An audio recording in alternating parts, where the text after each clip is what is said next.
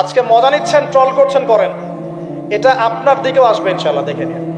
আর কিছু আছে চিলে কান নিল টাইপের মানুষ, যা দেখবে অনলাইনে যা আসবে দেদারসের প্রচার করা শুরু করবে।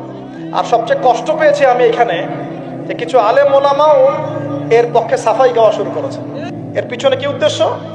উদ্দেশ্য হচ্ছে এক নাম্বার ওয়াজ মাহফিলকে বিতর্কিত করা, নাম্বার ওয়ান। এক নাম্বার উদ্দেশ্য ওয়াজ মাহফিলের যে চলমান সিলসিলা বাংলার মাটিতে চলছে, এই চলমান সিলসিলাকে বিতর্কিত করার একটা প্রধান উদ্দেশ্য, এক নাম্বার।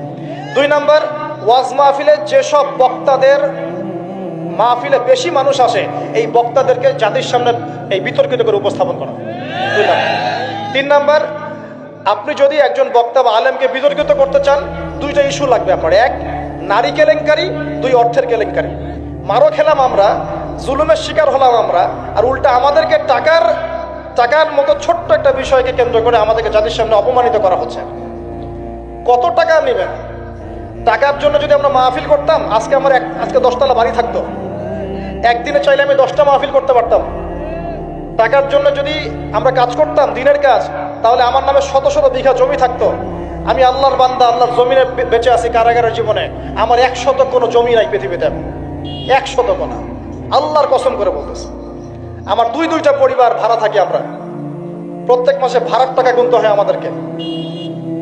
টাকা পয়সা দিয়ে মাহফিল কিনে নিয়েছে। এই যে মাহফিল করতে এখানে এসেছি, কমিটিকে জিজ্ঞাসা করে দেখেন আমরা কোনো চাপ দিয়েছি কিনা। আমরা কেন বলবো যে আমাদেরকে 20 দিতে হবে, 30 দিতে হবে? কমিটি আমাদেরকে বলে, ভাই কত হলে আপনি আসতে পারবেন, আপনার যাতায়াত খরচ কত হলে আপনি আসতে পারবেন, তারাই তো আমাদেরকে বলে। আমরা কেন বলতে চাবো? আর তাদের যাতায়াতের কষ্ট আছে না, এই কস্টিংগুলো দেখবে না তারা? এখানে সবচেয়ে ন্যাক্কারজনক হচ্ছে যে মার খেয়েছে, যে জুলুমের শিকার হয়েছে, তাদের বিরুদ্ধে সাংবাদিকরা কলম ধরেছে। আশ্চর্য। অথচ একটা ন্যাশনাল নিউজ করতে হলে, কিছু প্রচার করতে হলে পক্ষে বিপক্ষে দুজনে কথা শুনতে হবে কিনা? আপনি যারা মারলো তাদেরকে গিয়ে বলছেন কেন মেরেছেন, আর যারা মার খেলো ওদেরকে কিছুই বললেন না। আমাদের নাম্বার ফেসবুকে available, WhatsApp number available, phone করে তো বলতে পারতেন যে ভাই আসলে কি হয়েছিল ঘটনা। তার মানে বোঝা যায় এর পিছনে একটা গভীর ষড়যন্ত্র আছে।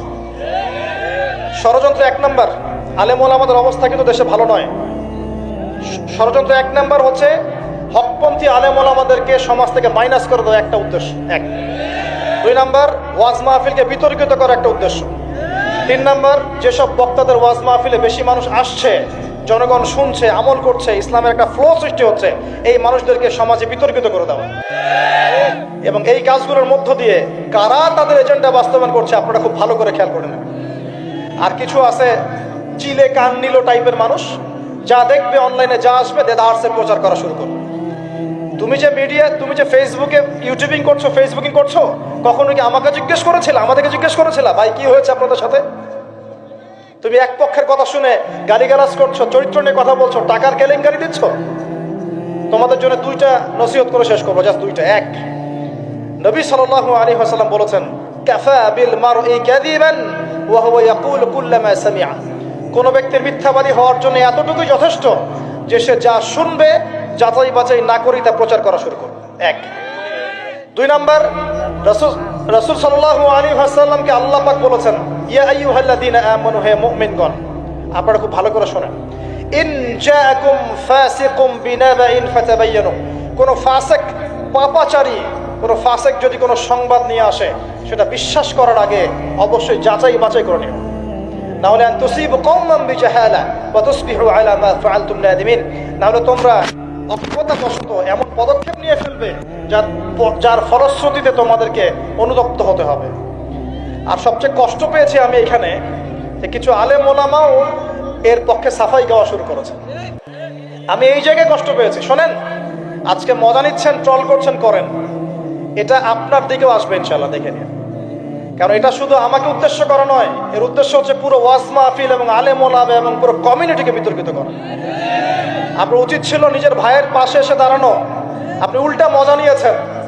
এগুলো আল্লাহর আরশ পর্যন্ত পৌঁছে গেছে ইনশাআল্লাহ।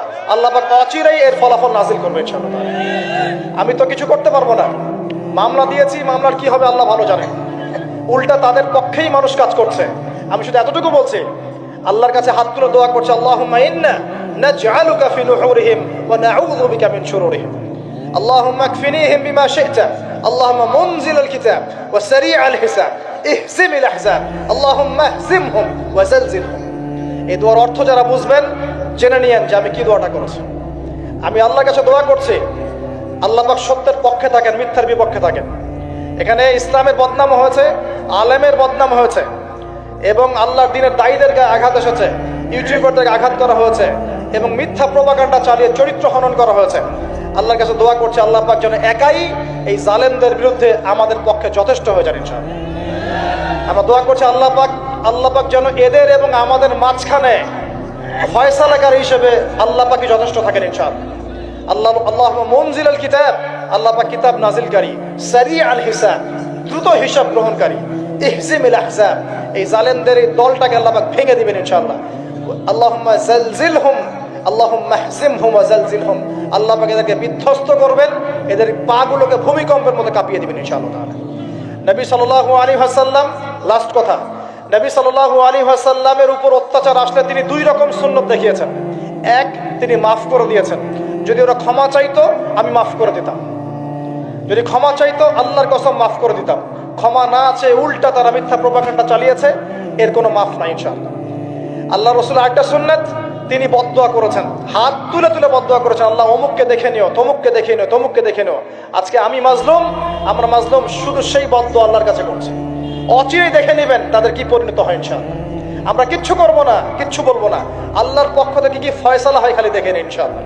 কারণ আল্লাহর দ্বীনের শত্রুতা করে, দ্বীনের দায়ীদের সাথে, আলেমদের সাথে শত্রুতা করে কোনো জালেম, কোনো ফেরাউন, নমরুদ এই দুনিয়াতে টিকতে পারে নাই, আগামীতেও পারবে না ইনশাআল্লাহ তাআলা। আর কিছু বলার মতো মন মানসিকতা আমার নাই। আপনাদের জন্য দোয়া করবো এবং অনুরোধ করবো যে আল্লাহর ওয়াস্তে এই বিভ্রান্তির যুগে এক পেশে মনোভাব রাখবেন না, সত্য মিথ্যা যাচাই করবেন, তারপরে আপনি বিশ্বাস করবেন ইনশাআল্লাহ তাআলা। আর বিশ্বাস করবেন আল্লাহর পথে দায়ী, আলেম, মুহাদ্দিস, মুফতিরা কোনোদিনও দিনের অকল্যাণে কোনো কাজ করে না ইনশাআল্লাহ। আল্লাহ রাব্বুল আলামিন আমাদের সবাইকে পবিত্র কোরআন এবং সহিহ হাদিসগুলো অনুযায়ী আমল করার তৌফিক দান করুন, নবীর সুন্নাহগুলো মেনে চলার তৌফিক দান করুন, এবং আমাদের মাঝে যত ইখতিলাফ আল্লাহ পাক দূর করে দিন, এবং দৃশ্যমান অদৃশ্যমান সমস্ত রকম ইসলামের শত্রু থেকে আল্লাহ পাক আমাদেরকে হেফাজত করুন।